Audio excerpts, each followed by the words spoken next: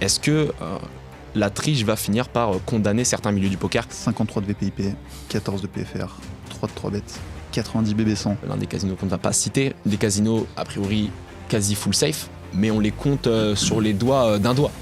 Donc La main du podcast. c'est vrai.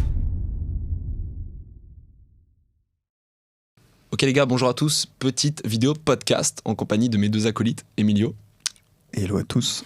et monsieur Adrien Zikowski. Et hello. Ok, donc aujourd'hui on va parler d'un podcast un petit peu thème général, premier podcast, donc on va voir ce que ça donne. On va parler de triche dans le poker, des différents festivals à l'heure actuelle, des séries, etc. Et on va aussi parler de tenir à long terme dans le poker.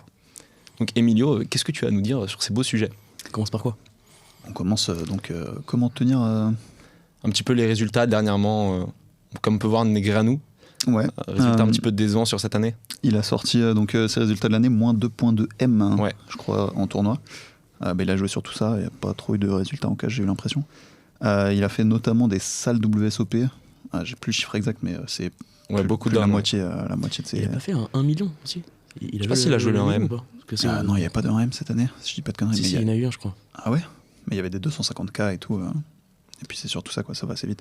Ouais. Moins 2.2 M en soi, quand tu joues average buy-in 100K, Ça va vite. c'est Ah. rien. Après, quand tu regardes genre vraiment l'ensemble de ses résultats sur toutes les années, il est quand même up des tonnes, quoi. Ouais, il a 50 M sur Random Mob. Ouais, même en termes de bénéf sur les dernières années, il est quand même très très bien. Mais du coup, c'est une question qu'on se pose. Est-ce qu'il y a un petit peu un seuil, un palier d'âge, entre guillemets, où on n'est plus, entre guillemets, à jour pour pouvoir performer? Ou est-ce que c'est juste, là, sur une année, il a down et ça va reprendre l'année prochaine, quoi? Surtout, ouais, c'est assez obvious que après un certain âge, forcément, tu as moins de capacité d'adaptation, tu as plus de fatigue, puisque jouer 10 heures pendant 3 jours sur un tournoi, n'importe quoi, quand tu as 40 ans et que tu es contre une dizaine de petits jeunes qui ont 25 ans, qui ont terminé le jeu, qui sont là qui ont faim et tout, forcément, c'est plus compliqué. Ouais, carrément. Et pour moi, à 40-45 ans, forcément, tu commences Ça à être devient sur la plus compliqué. descente. Ouais. On voit qu'il y a des sidles quand même qui ont réussi à performer pendant longtemps. Mais est-ce qu'ils gagnent encore sur ces tournois-là? On sait pas. On voit- Après, t'as beaucoup d'XP, hein. Les mecs, Ouais. ils jouent depuis genre 20 ans, etc. Ils commencent à. Le- enfin, ils ont... Le truc, c'est que même si Ils tu as ont des beaucoup compétences, d'XP, ça reste quand même malgré tout un joueur de live à l'heure actuelle. Et le truc, c'est qu'en fait, les joueurs type Adamo, tous ces joueurs-là qui vraiment jouent à fond online, du coup, ils prennent énormément d'XP, ils étudient les datas. Donc en fait, malgré tout, toute l'XP qu'ils ont de retard, ils l'ont récupéré parce qu'ils savent comment joue le pool en fait. Mais en plus de ça, on voit quand même que Negreanu, malgré tout, il joue les tournois Poker Go. Quand on voit les fields sur les Poker Go, les 25K, les 50K, les 100K, le field est immonde, quoi. C'est que des top mondes.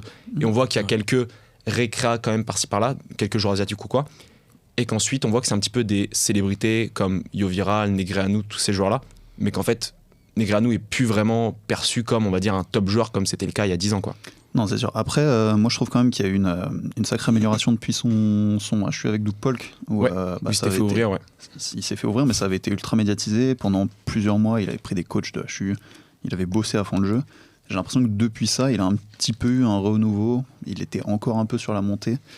Alors qu'avant, il se faisait un petit peu oublier, j'ai l'impression. Ouais. Et depuis ça, beaucoup de boulot, beaucoup j'ai l'impression que ça lui a redonné le goût de travailler plus le jeu, etc. Ouais.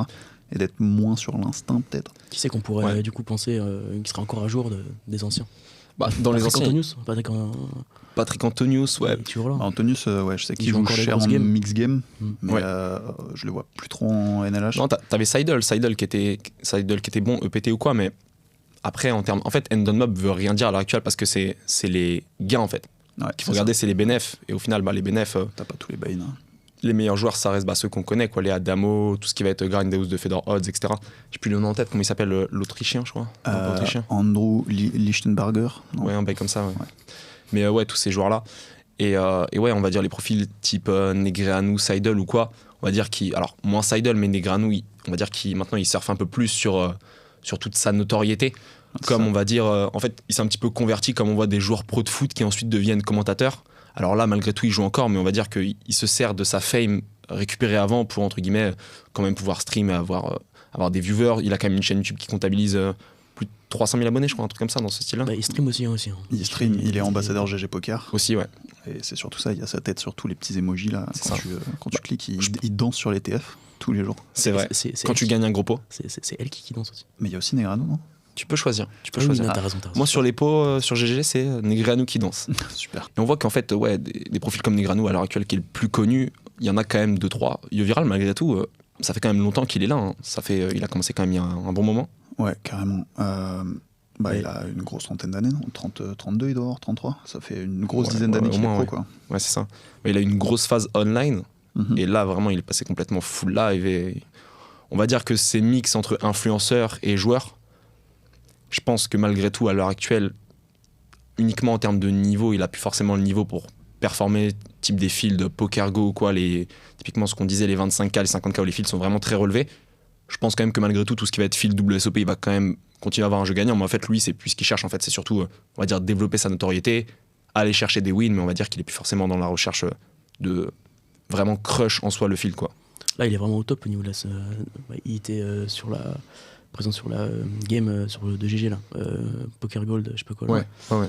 Ouais, Donc, la petite série qu'il y a eu. Enfin, il a invité dans ce show, donc il est vraiment là niveau notoriété, etc. Enfin, carrément. Je vois pas. Enfin, c'est le top français. Ouais, c'est sûr, c'est la référence en France. En fait, on voit que vraiment il y a un écart monstrueux. On voit qu'il y a Yoviral, ensuite en chaîne, on va dire contenu, il y a Kill Tilt, mais en soi Kill Tilt c'est plus, on va dire, une plateforme, un club entre guillemets. C'est un groupe, ouais. C'est ça. Donc on voit qu'il a vraiment réussi à, on va dire, un peu plus rentrer dans le côté business, lifestyle, etc. Et c'est pour ça qu'il a réussi à passer le palier des 10-20K abonnés. J'ai quand même l'impression que c'est un petit peu obligé de sortir uniquement du cadre du poker quand on veut vraiment aller chercher des 100K, 200K abonnés, quoi. Ouais, et puis forcément pour moi c'est une assez bonne entre guillemets porte de sortie de se médiatiser à fond pour justement pouvoir prendre sa retraite du poker quand on devient dépassé. On a eu l'exemple de Negreanu, Ouais. mais il y a ça avec plein de monde qui monte des business ensuite grâce à leur notoriété, Yoviral qui a sa plateforme de formation en ligne, etc. Yes, ouais. Parce que tu peux pas vivre que du poker non plus pendant une trentaine d'années, quoi. C'est parti privé aussi, ces games télévisés. Ça participe de fou à ce qu'il soit mondialement connu, quoi. C'est ça, ouais. Il a bien tout diversifié et en fait, à l'heure actuelle, on va dire qu'il a un petit peu tout ce qui tourne derrière et il continue pas uniquement de jouer pour le kiff parce qu'il y a aussi le côté adrénaline. On voit quand même qu'il kiffe aussi quand il joue les tournois, mais on va dire qu'il est moins dans la recherche vitale de performer, quoi. Ouais. C'est moins vital. Et puis pour avoir accès aux plus belles games du monde, faut aussi soit être connu, soit être très riche. Parce que quand t'es très bon, tu te fais juste jamais inviter. Les gens ont aucun intérêt, c'est pas beau la caméra, ça rend pas bien, etc. Comme les game hustlers, etc. À part si tu fais du show, hein, Ouais, c'est ça. genre les Mikita, etc. Ils ont déjà été invités sur les hustlers, tu vois. Ouais, c'est un cas mais particulier. parce qu'ils sont connus et qu'ils ramènent des viewers, tu vois. Si t'es un random mec que personne te connaît, t'es juste un pro de, après, de faut se 200, reconnaître, 400, ouais. c'est ça. On prend les profils type comment il s'appelle, Wizbrod sur GG, j'ai plus son blaze exactement, et Barack. ouais, Barack, ouais. Barack Wizbrod, ou tous ces profils là, ou Laiwoken, comment il s'appelle, j'ai plus son blaze, bref, deux tops qui jouent 20K 40K ou quoi sur GG, eux on les voit même pas sur les games Triton ou quoi. Ces mecs là vont pas se faire inviter alors que c'est vraiment les top qui ont les meilleurs win rates qui sont à l'heure actuelle top joueurs cash game, mais finalement ils vont pas être invités parce que malgré tout quand les hustlers ils font un casting, ce qu'ils pensent malgré tout c'est qui va ramener du monde en fait. Ouais, c'est ça. Est-ce que les gens vont regarder Emilio Spus ou la 10-40 quoi. C'est ça. Vraiment pas sûr. Donc on voit que globalement durer dans le poker en soi ça peut être une bonne ouverture de justement pouvoir se créer une communauté ou alors créer des passifs derrière, créer on va dire d'autres business à côté pour justement pouvoir se préparer quand on a 40-45 ans à, on va dire, pouvoir doucement, pas forcément arrêter le poker, mais plus le voir comme, on va dire, pas loisir, mais un peu plus relâcher le frein, quoi. Enfin, relâcher la pression. Ouais, on peut prendre l'exemple de David Iquitaï aussi, Ouais. carrément, qui, lui, depuis des vingtaines d'années, perf à fond, quoi. C'est ouf. Carrément. Il a encore perf il y a quelques jours. Là. Ouais, c'est ça. Il a pris 74K sur le High Roller KO de Wina. Ouais. Donc il a fait 3ème. Et je trouve que lui, par exemple, c'est la longévité à l'état pur, quoi. Ça fait 25 ans qu'il est là, qu'il est top, qu'il performe toujours sur les gros tournois, qu'il joue les 25K en live. Bon, maintenant, il les joue beaucoup moins. Il a deux ou trois enfants maintenant, si je dis pas de bêtises. Ouais, un truc comme ça, ouais. Donc j'ai l'impression qu'il prend un peu plus son rôle de papa hacker, qu'il habite à Monaco, chill. J'ai l'impression qu'il se tourne doucement vers la retraite, mais toujours, on voit qu'il est toujours capable de perf. Ouais, il arrive quand même à performer au très haut niveau, quoi. Je crois qu'il a dit qu'il allait faire le main jusqu'à la fin de sa vie, ouais. 80 ans, ouais. il le jouera encore. Ouais, mais le main, c'est vraiment, là on n'est pas dans la performance en soi, on est vraiment dans le kiff, quoi. kiffer, quoi. En fait, Ouais, c'est vraiment l'aventure du main. Le plus beau tournoi du monde. Clairement, ouais. Au niveau, on va dire, des différents événements que là, il y a en ce moment, on voit qu'il y a les Winamax Series, on voit qu'il y a aussi les KO Series sur PMU. Alors, nous, on est vraiment joueurs de cash live, donc on va dire que tout ce qui va être MTT online, on s'y connaît pas vraiment en soi, même si on a pu jouer différentes séries par le passé. Mais malgré tout, il y a une question qui se pose, c'est comment est-ce qu'on fait sur une période de 1 semaine, 2 semaines, en gros le temps des séries, pour arriver, quand on est joueur de MTT Pro, à garder le cap, à envoyer du volume et à garder un jeu qui est qualitatif, parce que malgré tout, le fait de garder un jeu qualitatif, ça nous touche aussi en tant que joueur de cash, et donc on a cette XP là aussi, quoi. Moi, je pense qu'il faut vraiment prendre ça comme un marathon et se dire que pendant 2 semaines, on est sous l'eau et que il faut envoyer une tonne de volume et qu'on se reposera après, quoi. Quitte à prendre 3-4 jours off après, c'est pas un souci, mais il faut vraiment envoyer une tonne de volume parce que c'est ça qui va faire la différence sur cette période. C'est ça, ouais. En fait, on va dire que la phase series ou quoi, moi je l'avais un petit peu comme quand t'as une très grosse game qui se monte autour d'un récréatif comme on a pu avoir au Cambodge, et que pendant 2 semaines, tu sais que tu vas jouer genre 16 heures par jour, mais qu'ensuite, 2 semaines peut-être j'abuse, mais on va dire que sur 7-10 jours, tu vas jouer 14 heures, 16 heures par jour, mais qu'ensuite, va pas y avoir de game pendant 1 semaine et que tu vas pouvoir un peu plus te reposer. On voit que ce côté, on va dire, vraiment intensif qu'il y a dans les MTT quand il y a les séries, on peut le retrouver aussi en cash game live, alors que le cash game online, il y a rarement ça, c'est très souvent, on va dire, ton grind quotidien. Faut vraiment que tu fasses du gros volume dans les séries parce que les fields ils sont gigantesques. J'ai pas fait de séries pour l'instant, mais bon de ce que je vois, c'est les mecs qui font des pour un field en moyenne, c'est quoi, c'est genre 1000 joueurs, 2000 joueurs. Beaucoup plus, mec. Beaucoup plus, ouais.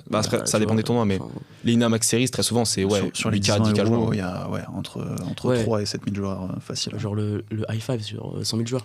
Enfin, bref. Oui, le nombre d'inscriptions est énorme. Les fights, c'est débile, ouais. Mais pour moi, c'est vraiment le moment de surtout pas lâcher ses routines. Et il faut bien garder le sport et une alimentation carrée. En fait, on peut vite tomber dans le truc de se dire attends, j'ai peu de temps en dehors des sessions, je vais en profiter pour juste dormir, me relaxer, chill. Ce qu'il faut aussi faire, mais malgré tout, on va dire, je pense que ce qu'il faut faire, c'est garder ses routines, mais à la rigueur, diminuer le temps. C'est-à-dire que si tu as l'habitude de faire tes 1 heure, 2 heures de sport, à la rigueur, pendant les séries, tu peux, on va dire, soit te faire 15 minutes de sport, soit ce qui peut être pas mal, tu te fais 10 pompes ou 20 pompes entre les pauses. Si tu as une barre de traction, tu te fais 2-3 tractions. Et on va dire, tu as 5-6 pauses dans la session, ça te fait ton sport, tu vois. Et c'est cool et ça te maintient bien, quoi. Ouais, je pense que pour garder un niveau de concentration opti, faut vraiment pas lâcher ça. Et j'ai l'impression qu'il y a beaucoup trop de gens qui, vu que c'est les séries, c'est grind. Mais en fait, tu vas juste pas tenir, quoi. Et sur les derniers jours, au moment où tu as tes Day 2, Day 3, quand tu as les tournois les plus importants, à la dernière semaine, là tu vas juste burn out et peut-être rater un jour de grind qui te rapporte beaucoup en EV, peut-être mal jouer des fins de tournoi. En plus, c'est le dernier jour, le jour où tu es qualifié en D2, D3 qui sont les plus importants, quoi. Donc, c'est ça. Autant pas trop se défoncer pendant les X premiers jours et à la fin garder un niveau de focus. Ouais, faut un minimum se préserver, quoi, pour ces derniers jours-là. On voit qu'également, en plus de ça, alors on va un petit peu changer de sujet, on va parler un peu plus de la triche au poker. Alors, c'est un terme assez vaste, on a eu quand même énormément de cas ces derniers mois, ces dernières années. Il y a eu vraiment le cas qui a explosé, qui est même sorti de la sphère du poker, c'est-à-dire que même des personnes qui étaient hors du milieu du poker, ils m'ont envoyé la vidéo pour me dire « Ah, t'as vu l'affaire Mike Postle, etc. » Donc on voit que ça a pris une dynamique un peu plus grand public, entre guillemets. Et on voit que cette triche-là, elle commence à être de plus en plus récurrente. On l'a vu en live, on l'a vu online, on l'a vu en MTT, on l'a vu en cash. On l'a vu sous format, on va dire, bot. On l'a vu avec aussi de la complicité. Il y a eu le cas aussi de, comment est-ce qu'elle s'appelle, la personne qui avait collé JI contre Garrett. Robbie, ouais. Donc ça, pareil, ça c'est un petit peu en cours, on ne sait pas vraiment ce qui se passait en soi, mais on voit qu'il y a quand même beaucoup de cas de triche. Est-ce que, et c'est la question aussi qu'on essayait de répondre quand on a fait ton interview, est-ce que la triche va finir par condamner certains milieux du poker comme le online où il y a l'apparition des bots, des RTA, tout ça? Ouais, on a parlé pendant l'interview d'une certaine course à l'armement. Et j'ai l'impression que c'était vraiment un terme intéressant à utiliser comme c'est la course à l'armement pendant la guerre froide. Moi j'ai la bombe atomique donc tu peux rien me faire. Moi aussi je l'ai mais on peut pas s'attaquer parce que sinon tout le monde meurt. Et là j'ai l'impression que c'est un petit peu ça de plus en plus. Il y a une affaire qui est sortie il y a 1 mois là. C'était courant décembre. Sur GG. Ouais, Money Taker 69. Ah oui. C'est un top en fait. 53 de VPIP, 14 de PFR, 3 de 3 bêtes. 90 BB100 sur 10 000 mains. Putain, j'ai le même que lui, ouais. Logique. Et ouais, donc.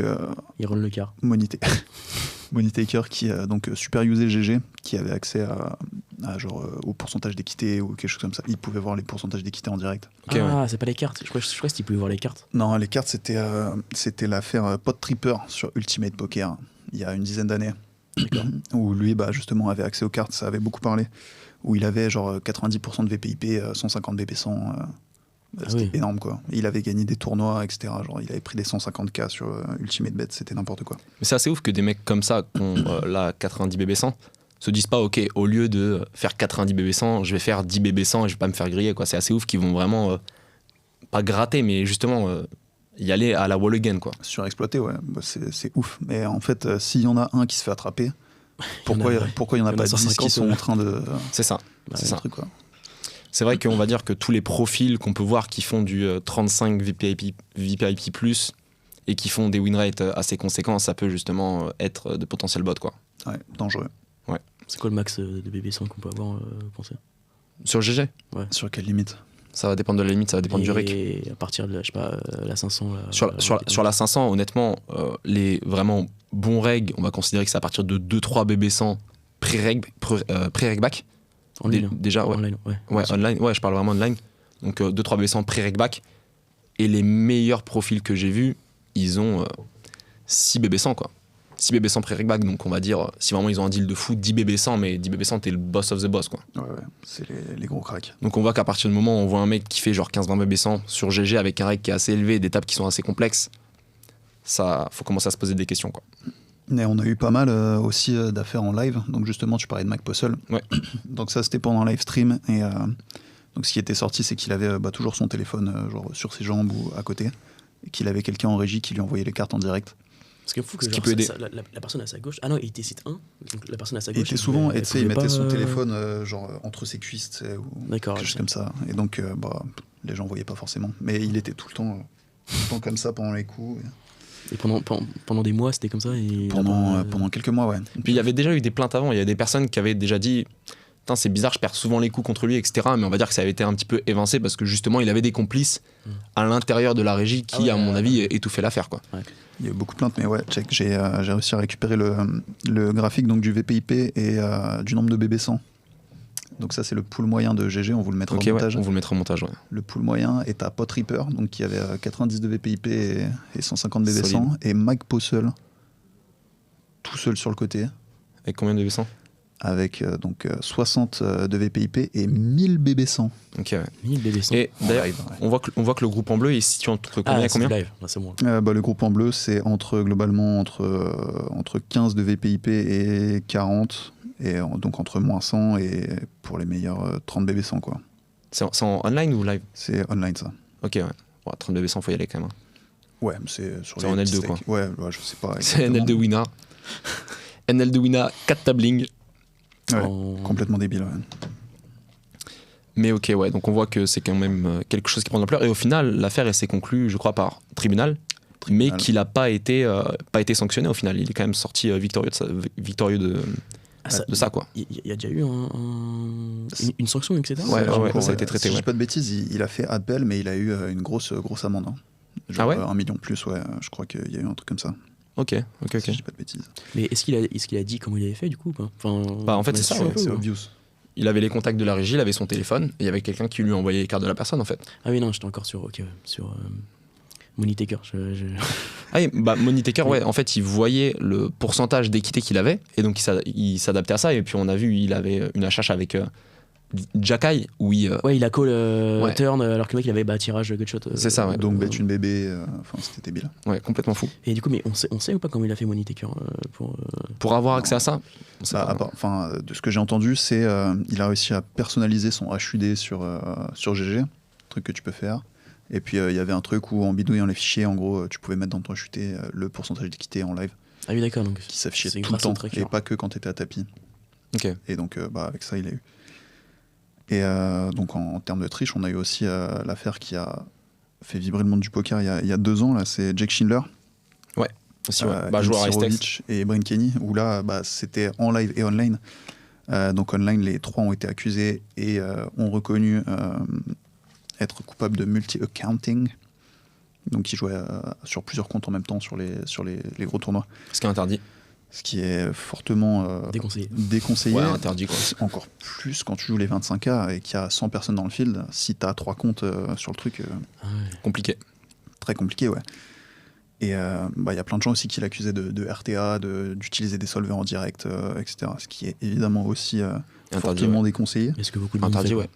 Beaucoup de monde. Et justement, ouais, tu peux pas vérifier ça. Les mecs, il a son ordi, il joue sur son ordi, à droite il a un ordi avec GT Wizard, impossible de vérifier. Tu peux rien faire, ouais.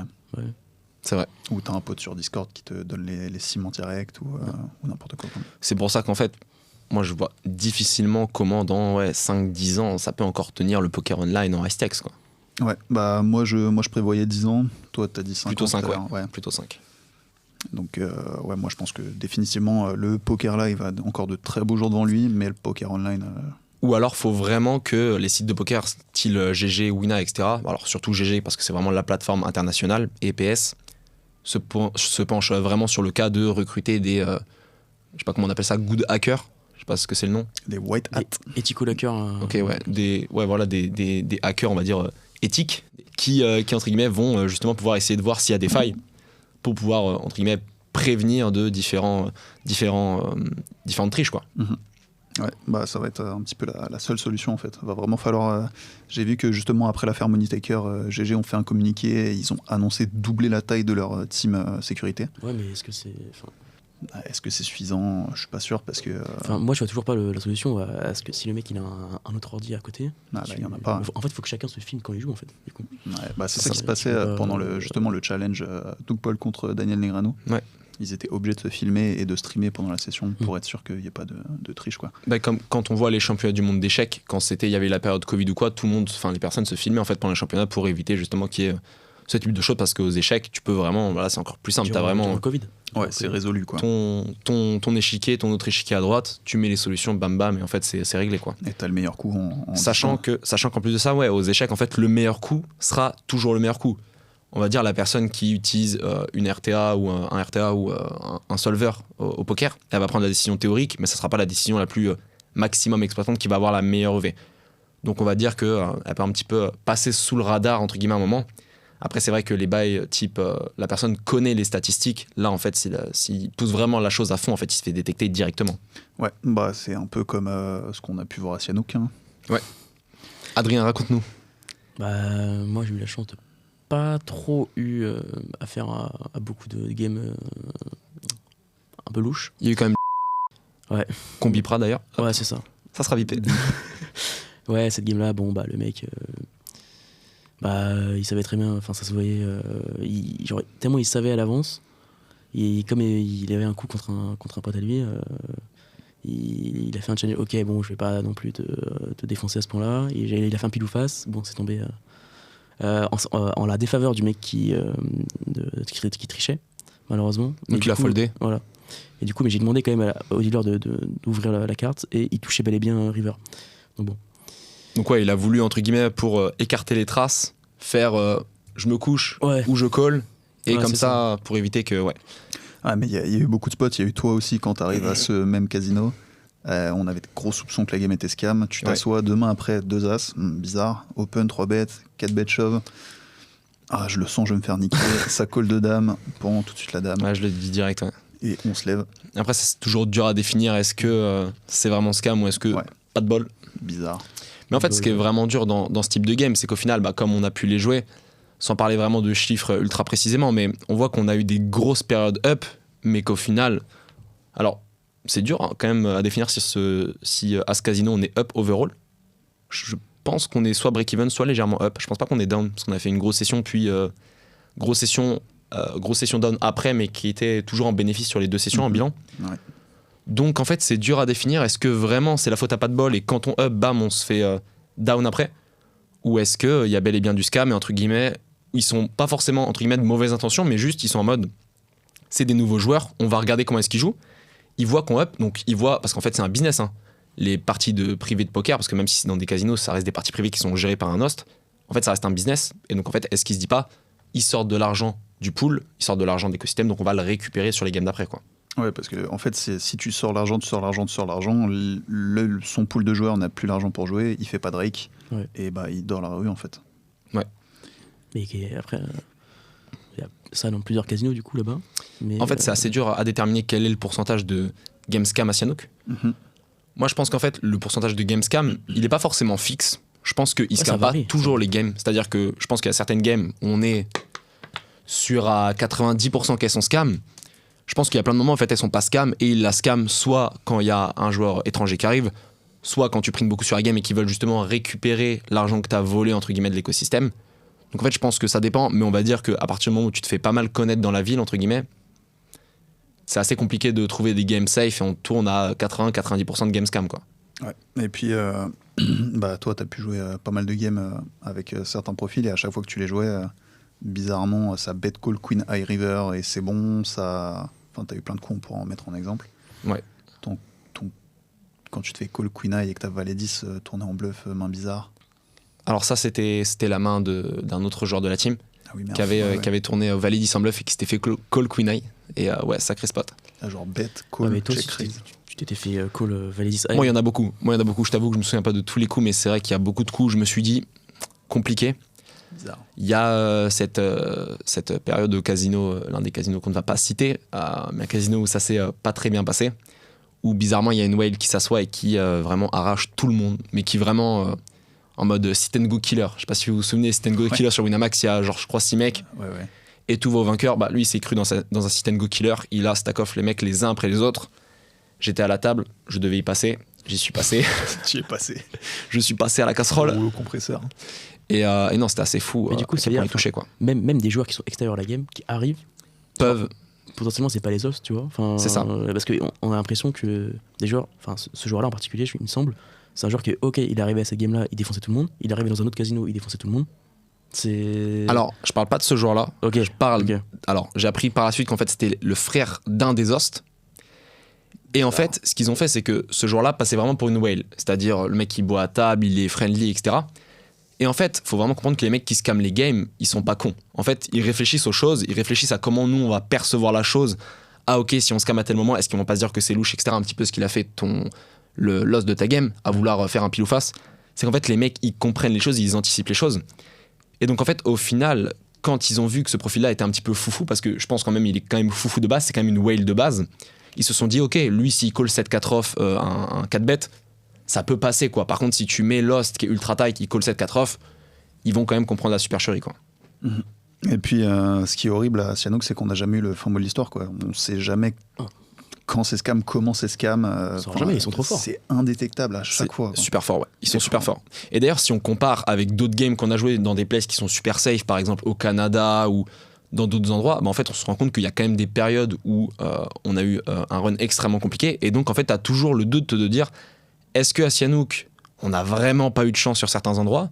Alors, il y a certaines preuves, on va dire, qui sont irréfutables que c'était scam, mais il y a quand même des endroits où on a un doute. Typiquement, alors on bipera au montage, mais par exemple, on ne sait pas exactement. Ouais.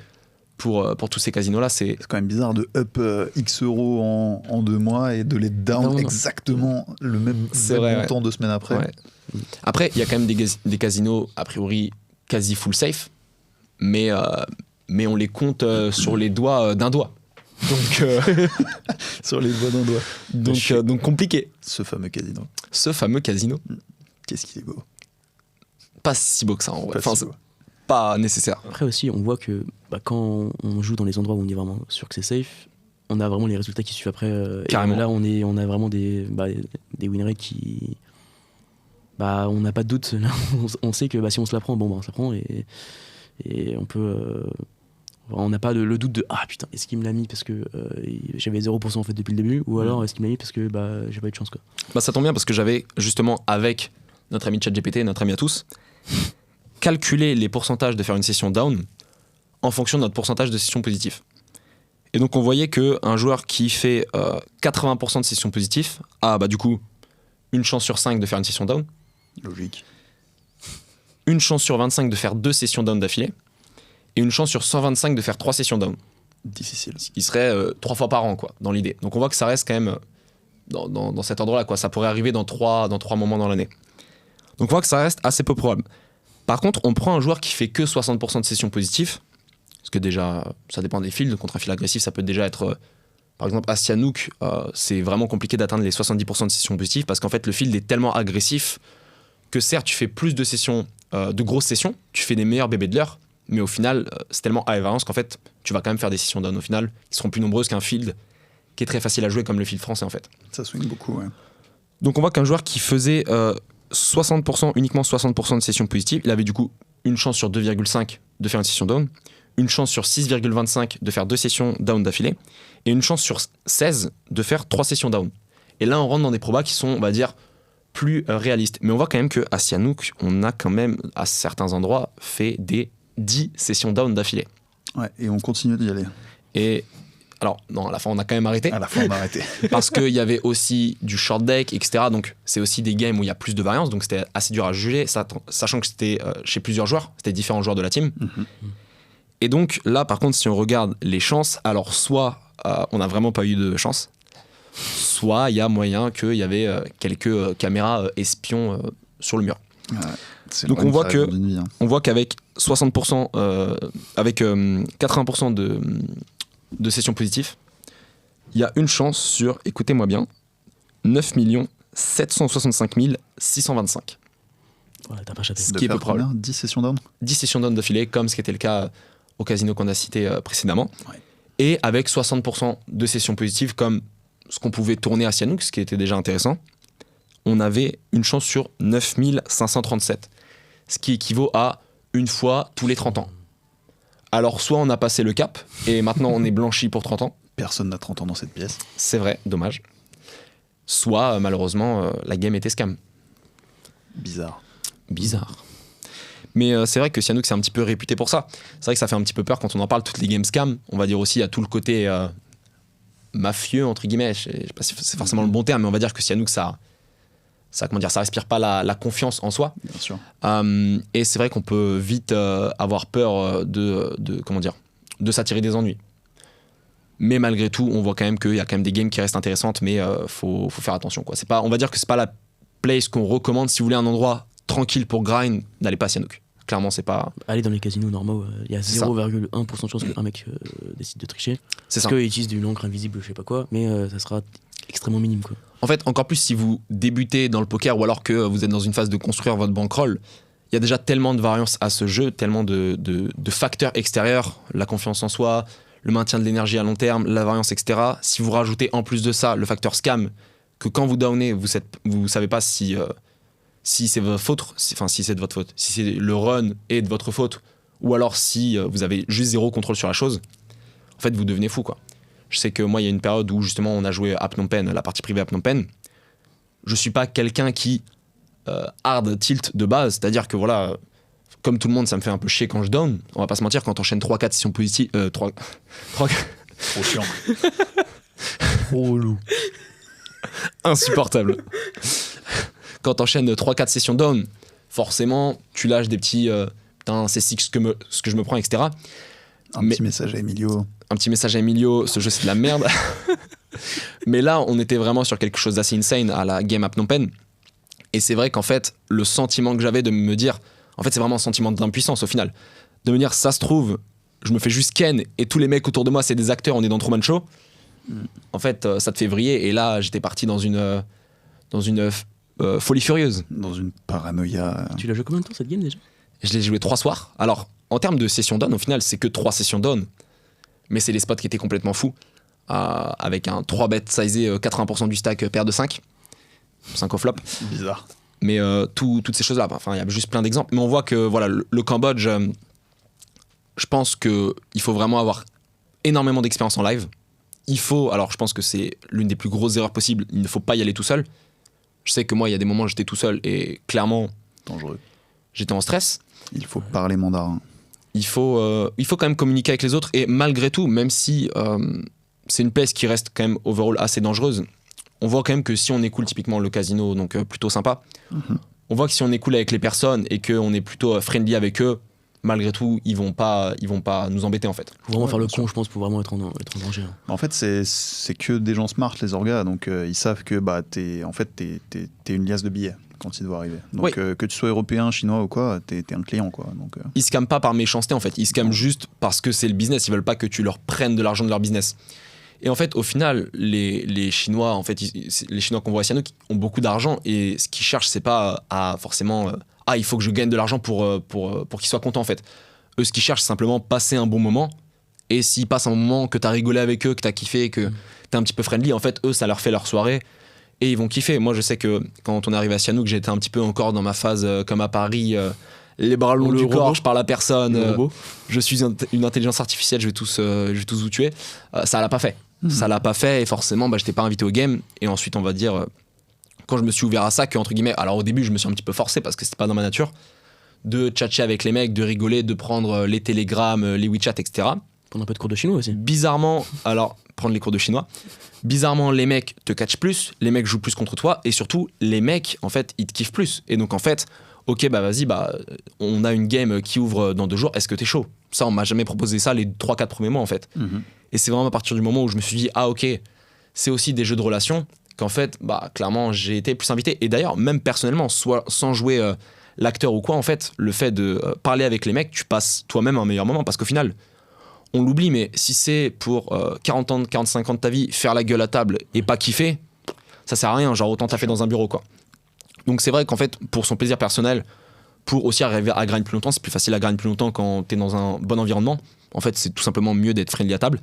Et à l'heure d'aujourd'hui, quand je jouais les games, c'était même les gars qui venaient pour me demander mon Telegram ou WeChat, m'ajouter dans le groupe des games. Et ça nous a ouvert un champ des possibles à la fin, quoi. Et on en parlait déjà avec Negreanu et Yo, mais le plus important, c'est ton image à table et comment tu vas utiliser cette image, quoi. Et toi, c'est un peu pareil, se faire connaître sur les réseaux sociaux ou se faire connaître dans Sianouk comme un mec sympa, c'est un peu pareil, mais c'est à une échelle différente, quoi. Et du coup, au final, c'est même pas jouer un jeu, parce qu'au final, en fait, c'est juste que tu sociabilises.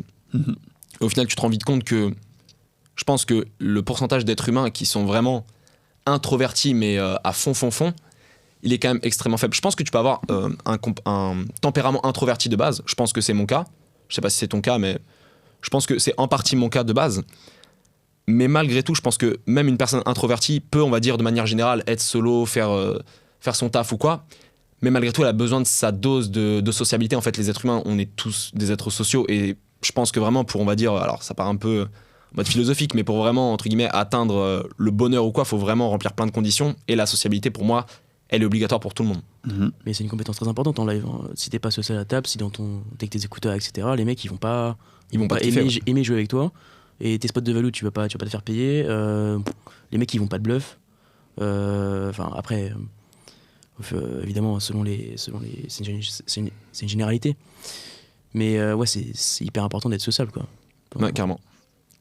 On a vu aussi qu'il y avait l'une des affaires, alors c'est un peu plus resté dans le cadre français, mais il y avait Ivan Dera, aussi qui avait été accusé, pas accusé de triche, mais qui avait été pris en flagrant délit de triche pour multi-accounting. Ouais, c'est ça. Malgré tout, on voit qu'il a quand même bien rebondi. On voit que ça s'enchaîne bien. Il a quand même un bon groupe. Il est resté en contact avec les mecs du team Winamax comme Romain Lewis, etc. Et on voit quand même que bon. Alors moi, après c'est le ressenti que j'ai. Alors c'est toujours des vidéos, donc c'est toujours compliqué à savoir est-ce que la personne est comme ça dans la vraie vie, mais c'était le ressenti positif que j'avais dans la tête d'un pro, les vlogs, etc. Le mec avait l'air quand même bon délire, justement, lui très sociable, etc. A bien tchatché avec tout le monde, etc. Donc on voit quand même qu'il a bien rebondi et que même des personnes qui trichent, alors on va pas dire qu'il a pas fait exprès, c'est pas ça le terme, mais qui vont pas forcément tricher par méchanceté pure. Vous voyez ce que je veux dire? Pas forcément par méchanceté, mais un petit peu par stupidité sur le moment T, en fait, qui sont pas foncièrement mauvais, qui veulent pas forcément foncièrement nuire à à prendre un avantage décisif sur les autres, peuvent faire des erreurs d'inattention, quoi. Parce que ce qu'il avait fait, c'était juste s'inscrire 2 fois sur le même tournoi, c'est ça? C'est ça, avec le compte de son père. Ok, donc bon, c'est moins grave des triches un peu, celle-ci un peu, j'ai l'impression. C'était un freeze out, donc il pouvait s'inscrire qu'une fois. Il a bust avec son compte, donc il l'a joué avec celui de son père, quoi. Ouais, bon. En gros, c'était ça. En fait, on va dire que cette triche-là, elle est entre guillemets pardonnable, entre guillemets. Je pense quand même que t'es ban des comptes. Pour, on va dire, la plupart des personnes, ça va pas forcément snap ban le compte, ça va dépendre des fois. Mais quand t'as une image de Team Pro, encore plus sur la plateforme où t'as commis ça, forcément c'est impardonnable. C'est pour ça qu'il s'est fait parce que sanction directe, parce que c'est l'image qu'il a, quoi. Ouais, bien sûr. Ouais. On voit quand même que où est-ce que ça nous mène, en fait. On voit qu'il y a des affaires de triche, on voit qu'il y a les RTA. Globalement, concrètement, le online. Alors on voit qu'il y a quand même des triches en live, ça c'est clairement inévitable. Il y a forcément aussi des triches en live. on voit quand même globalement elles sont moins nombreuses et que surtout les triches en live, elles sont un peu plus commises par des amateurs la plupart du temps. Mais la question c'est est-ce que même le poker en live, est-ce que ça va vraiment tenir à long terme ou est-ce qu'à la fin ça va être la même chose? Parce qu'au final, là on parle du poker online, des RTA, etc. Mais est-ce que dans 5-10 ans, il n'y aura pas, j'en sais rien, sur ton téléphone, une appli, un petit peu comme ce qui se passe à Sianook. On voit qu'à Sianook, ça arrive bien à scam en live, on voit qu'on ne le repère pas. Pourquoi est-ce que ça pourrait pas être fait à plus grande échelle dans les casinos ou quoi? Mais c'est vrai, après, moi je pense que tout ça, forcément online, on en parle beaucoup. Donc ça donne une très mauvaise image du poker en ligne, ça donne pas du tout envie aux fiches de jouer online. Si forcément, déjà qu'il y a des gens meilleurs qu'eux, si en plus ils ont un avantage unfair, forcément ça donne pas envie de lancer. En live c'est quand même beaucoup moins ça, il y a beaucoup plus cette image de partie entre amis, etc. Quand on dit qu'on est joueur de poker par exemple, on nous dit tout le temps ah ouais moi je joue le samedi avec mes potes, machin, on joue pas d'argent ou truc. Je pense que cette image là du poker live elle changera jamais, donc je pense vraiment que le poker live a un bel avenir.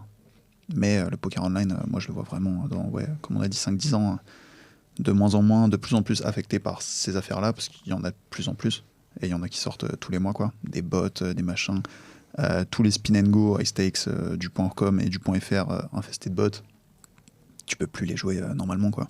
T'es obligé de perdre si t'en lances une dizaine, quoi. Et en fait, on se retrouve dans un schéma où au final, quand tes règles de ces limites-là, sit and go, 250, 500 euros, etc., et que tu vois tout le monde qui utilise des bots et qui font des win rates de ouf et que tous ceux qui utilisent pas de bots se font défoncer, en fait ça crée un effet de pour survivre je vais aussi devoir en utiliser, et en fait ça devient pas ça en fait, ça devient en fait que de la surenchère, et comme tu dis cette course à la moment où en fait tout le monde va surenchérir, utiliser un bot et ensuite le bot est amélioré et un autre bot, etc. Et au final ça va jamais en finir. Du coup c'est un problème des rooms, ça faut que ce soit elle qui s'occupe de... Pour moi c'est clairement un problème des rooms. Il y avait eu le cas de deux joueurs d'Expresso qui avaient été justement suspectés de triche en Expresso, si je dis pas de bêtises.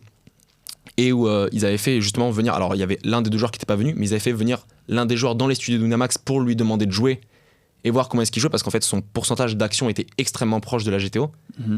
Et en fait le gars, alors a priori avait eu quand même beaucoup de chance sur l'examen et avait été, je crois pas qu'il avait été sanctionné à ce niveau-là, mais on voit quand même que des cas de triche, encore plus en Expresso, où on va dire le format est un peu plus, pas pré-solve, mais que c'est, on va dire, très peu de situations, ça peut varier, il y a moins de joueurs. C'est parce qu'il jouait énormément de tables aussi en même temps, je crois. Je sais plus exactement, mais du coup, ce joueur, il a été.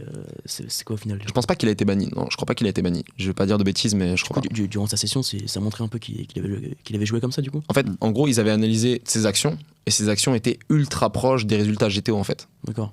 Mais du coup, au final, avec le test, ça s'est avéré que du coup, c'était bel et bien lui qui jouait, du coup. Alors, avec le test, a priori, il a été un petit peu, on va dire, pas sanctionné, mais la communauté, en tout cas, savait que c'était pas normal.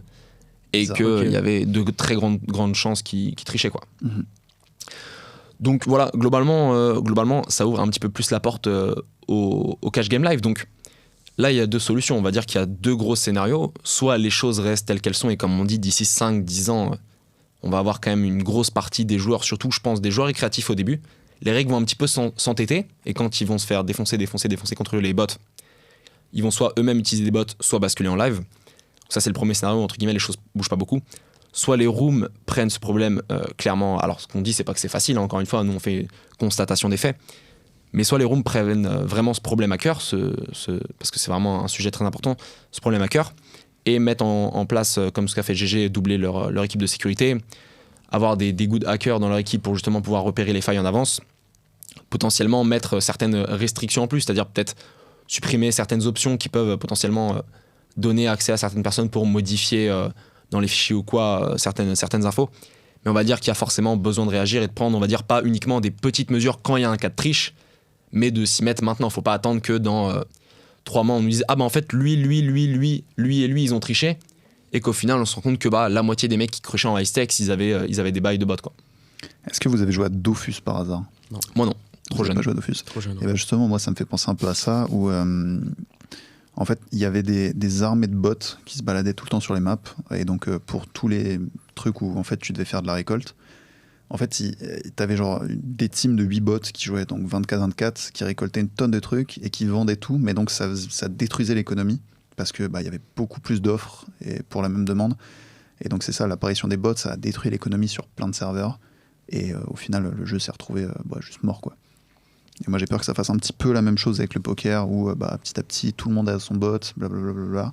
Donc pour jouer online, t'es obligé, parce que sinon tu vas juste te faire défoncer. Et t'as plus de plaisir, quoi. Le C'est plaisir, ça. tu vas le retrouver juste en live. Et du coup, les VIP, etc., ils vont plus aimer jouer en ligne, ils vont basculer en C'est en ça. live. Parce que d'ailleurs, au final, si on prend la MDA, l'analyse de data, à la base, tu lis les CGUDG, c'est quelque chose qui est interdit. Mass Data Analysis. À la base, C'est juste de tous les sites, je pense, non? bah ouais, sur tous les sites, normalement, c'est pas autorisé. Bien sûr. Mais quand tu vois typiquement des vidéos YouTube ou quoi, bah en fait, les gens en parlent normal comme si c'était logique. C'est-à-dire que même nous, dans l'interview, on en a parlé comme si on va dire c'était une manière d'étudier le jeu. Mhm. Mais à la base, c'est pas autorisé. C'est juste qu'en fait, là, c'est tellement devenu, on va dire, accessible à tout le monde d'avoir accès aux data qu'en fait, c'est devenu un petit peu normalisé. On a un petit peu normalisé ça sur divers sites qu'on va pas citer. Mais voilà, il y a plusieurs personnes qui ont normalisé le fait d'utiliser des data, d'avoir des analyses de data. On voit qu'il y a des vidéos YouTube qui traitent de certains types de spots basés sur l'analyse de data, alors qu'à la base, c'est clairement pas autorisé. Alors il y aura toujours l'excuse de oui, mais j'ai récupéré la data de X élèves et en fait avec la data de mes X élèves, j'ai 500K et 500K main et j'ai fait une analyse de data sur ça, mais très souvent c'est de l'achat de data. Donc on voit que c'est normalisé. Est-ce qu'on va tomber dans quelque chose de faire un petit peu les ignorants à long terme de ah bon bah vas-y, bah maintenant les bots c'est normalisé. Est-ce que la RTA va être normalisée? Et en fait on va finir un truc où à la base le poker c'est un jeu de cartes, je regarde mes cartes, je regarde le board, j'analyse mon adversaire, ah il est plutôt agressif machin et tout, et on est dans de l'analyse stratégique, ou est-ce que ça va juste être le gars qui aura l'ordinateur le plus puissant, qui peut faire tourner son bot et qui a la meilleure config de bot, qui affiche les cartes machin et tout? Est-ce que justement on va pas tomber quelque chose dans un truc qui a plus rien à voir avec le poker en fait à la fin? Mhm. Donc voilà globalement pour tout ça. Écoutez, on a fait un bon petit tour des différents sujets. Donc c'était le premier épisode du podcast. Globalement, qu'est-ce qui va être prévu sur la chaîne prochainement? Bah voilà, on va faire divers podcasts sur divers sujets. On va déjà faire a priori un podcast après Vegas pour faire un gros bilan de tout ce qu'on aura fait. Mhm. Pourquoi tu rigoles? Parce que j'ai hâte de la suite, là. Vous n'êtes pas prêts. Vous n'êtes pas prêts. Mais c'est vrai qu'on a plusieurs projets secrets en cours. On travaille sur diverses choses, dont en l'occurrence la confection de certains podcasts. On va avoir également, Emilio, est-ce que tu veux teaser ça? De quoi? Les vidéos, les prochaines vidéos qui vont sortir. Ouais, bah déjà, toujours continuer les petits shorts sur Insta, sur YouTube, et des petits vlogs format long en exclusivité, qui seront postés sur la chaîne YouTube Elite Poker. Bien sûr. Donc voilà, format My Grandmother. Ça c'est hilarant. Ça, c'est fort. Les podcasts, c'est for my grandmother. Donc c'est la fin de l'émission, c'est pour ça. Il y a donc on va dire les formats. Pardon. Ça va? Ouais, je sais pas, je l'ai vu. Il y a les formats podcast. On va avoir aussi d'autres interviews, d'autres interviews de personnes qui sont pas forcément, on va dire, dans la team en soi. Alors il va y avoir des interviews de membres de la team, mais aussi des personnes extérieures avec qui on échange, soit dans le business, soit des personnes du milieu du poker, soit des personnalités alors qui sont proches, qui sont, on va dire, qui ont un contact proche ou éloigné avec le poker.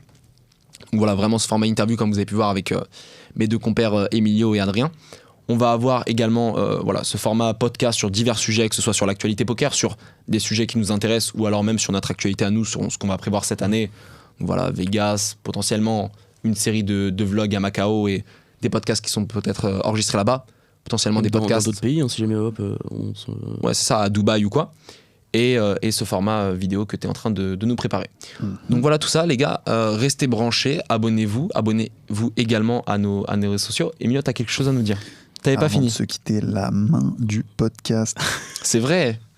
C'est qui a joué cette main? C'est moi qui l'ai joué l'année dernière à Montréal. Ok. Donc c'est une main qui va être très sportive, hein. J'espère que vous êtes prêts. Moi je veux l'analyse de Simon en direct. T'es quoi, t'es en C'est 1-2, parti. là? Je suis en 55. 2-5. Ok. Est-ce que les gens auront le montage de ça? Évidemment, on va vous le mettre maintenant. Ok, c'est parti. Emilio, raconte-nous le coup. Donc on est en 2-5 au playground.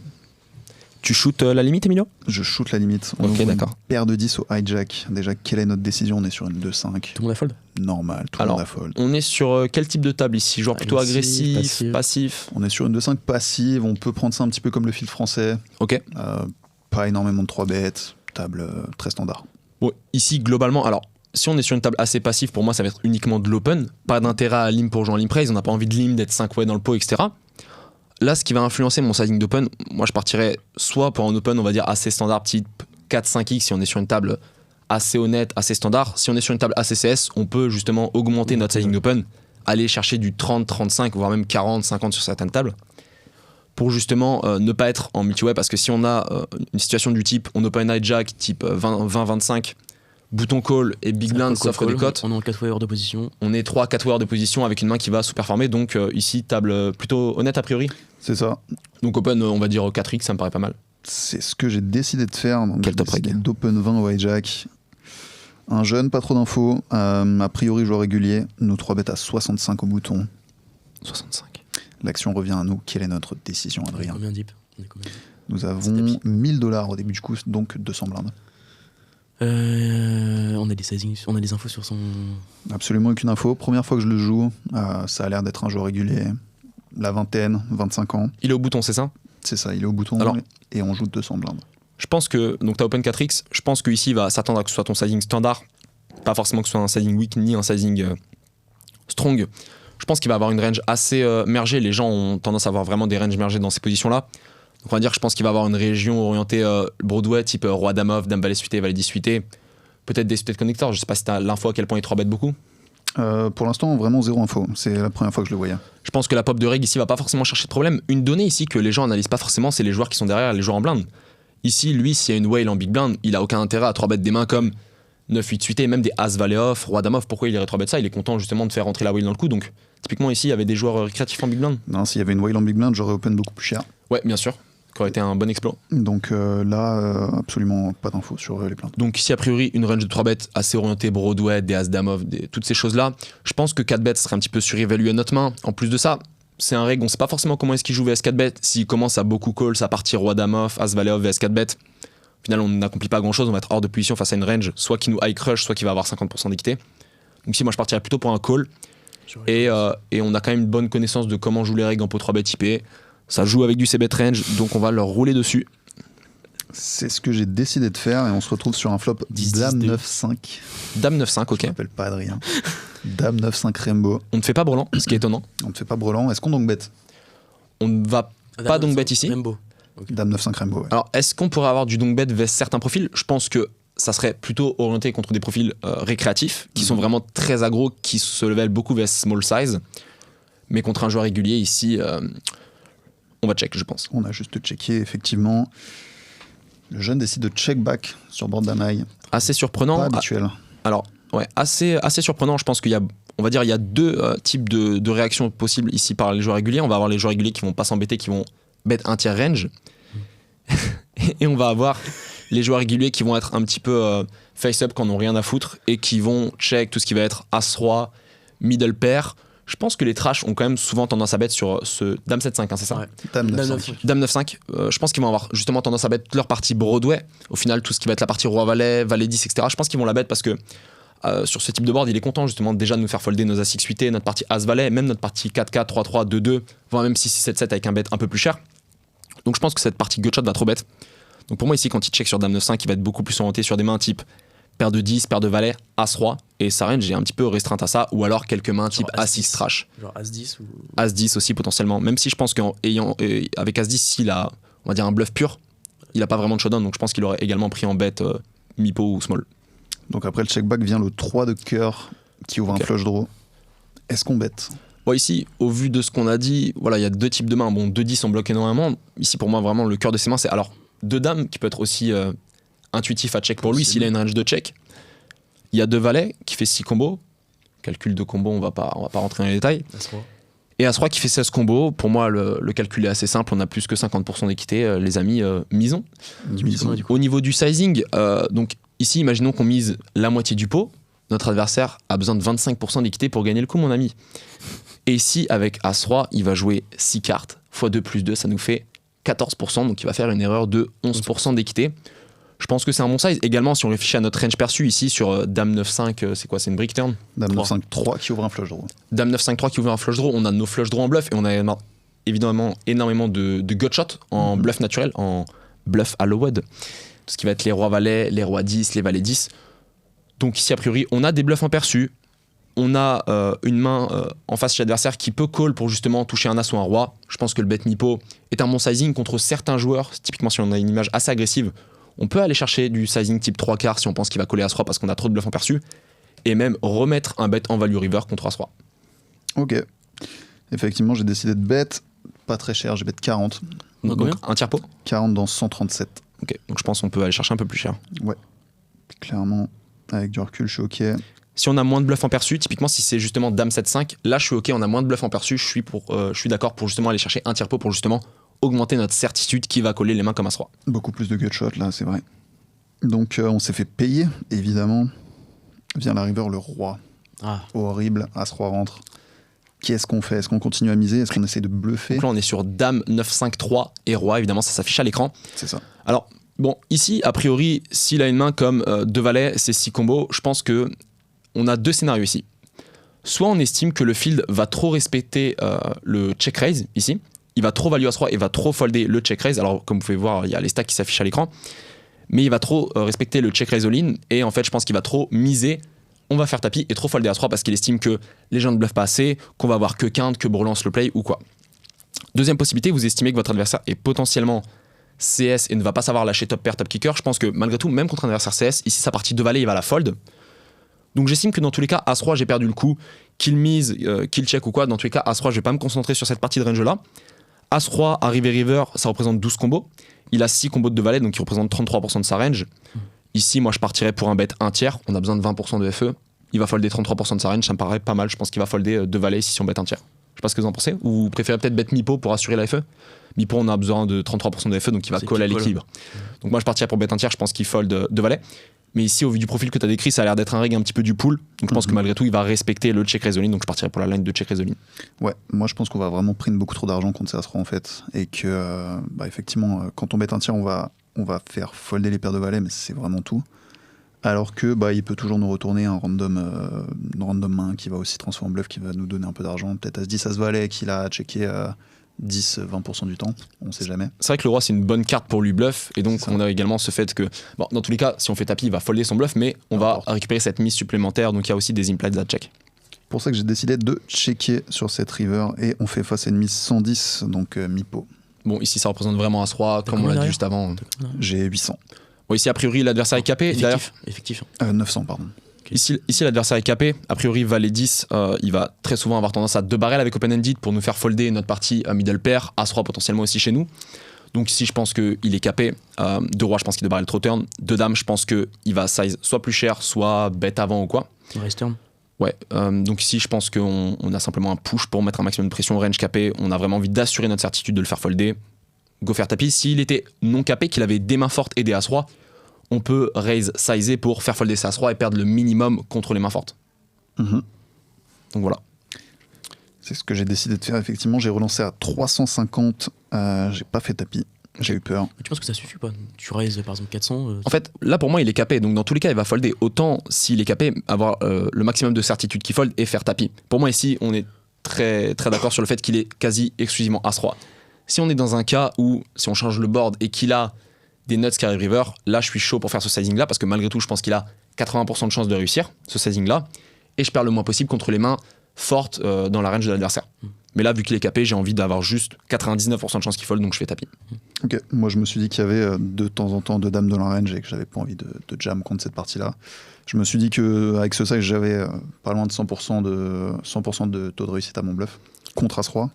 Donc je me suis dit que ça suffisait. Ok. Et également avec valet 10, t'as raise 350, donc 3-6 quasiment quoi. Ouais, un peu plus. Ouais. Et également avec valet 10, on a envie de prendre le maximum aussi, donc je pense que faire tapis aussi ça peut faire sens. Mais le raise size peut justement aussi représenter de la value avec des mains type Brelan de paire qui veut avoir le sin value As-Roi. Ok, donc c'était la main du podcast. Écoutez, on a bien fait le tour. Il t'a hero le paire de valet du coup. Il m'a hero le paire de 2. Ouais. Allez, solide. Écoutez les amis, j'espère que ce podcast vous aura plu, ce premier podcast. On se retrouve prochainement pour différentes vidéos type podcast, vlog, interview. N'hésitez pas à vous abonner à la chaîne YouTube et des bisous. Ciao. Salut.